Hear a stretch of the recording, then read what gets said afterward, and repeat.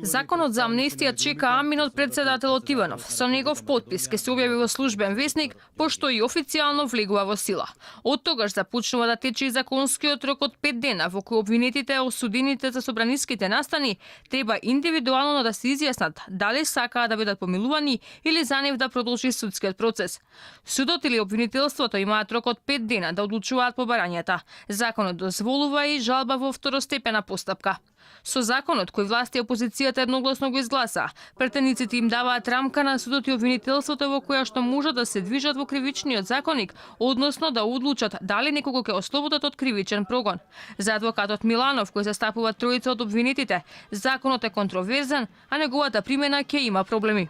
Законот за амнестија само од портали го имам видено, така што го немам видено во целиот негов текст од собрание, она што е поминато усвоено. Сметам дека доста контроверзен и во примената ќе има некои проблеми. Читајќи го она што е обвинението и она што се нивни действија во овој момент, сметам дека во однос на тројцата што ги застапувам, тоа се Љупчо Димовски, Игор Дурловски и Мунир Пепич, овој закон треба и мора да се примени.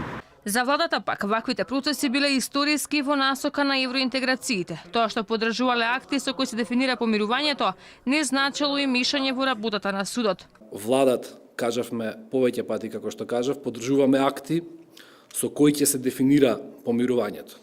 Акти со кои јасно ќе се разграничи насилството, физичкото насилство и осмислување на тоа насилство за 27.